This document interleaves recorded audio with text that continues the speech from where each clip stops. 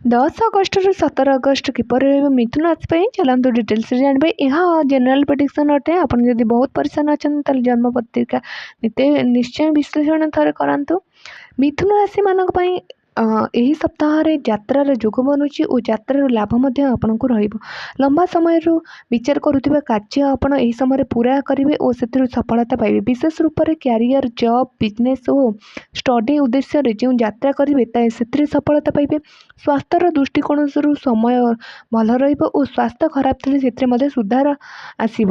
ତ ଏହି ସମୟରେ ଆପଣଙ୍କର ସ୍ଥାନାନ୍ତରିତ ମଧ୍ୟ ଯୋଗ ରହୁଛି। କୌଣସି ଜାଗାକୁ ଟ୍ରାଭେଲ୍ କରିପାରନ୍ତି କିଛି ଦିନ ପାଇଁ। ଆର୍ଥିକ ଦୃଷ୍ଟିରୁ ସମୟ ବହୁତ ଭଲ।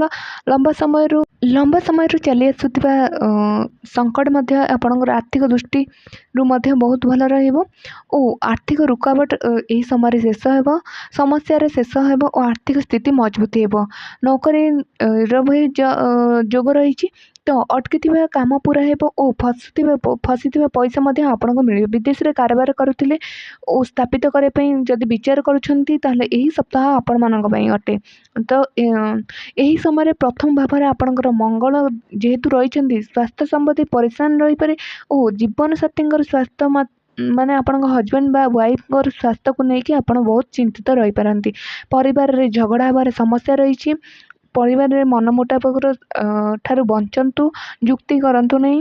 କୌଣସି କାର୍ଯ୍ୟ କଲା ଠାରୁ ବଡ଼ ଲୋକଙ୍କର ପରାମର୍ଶ ମଧ୍ୟ ଆପଣ ନେଇପାରନ୍ତି। ଏହି ସପ୍ତାହରେ ଆପଣମାନଙ୍କ ପାଇଁ ଲାଭ ରହିବ।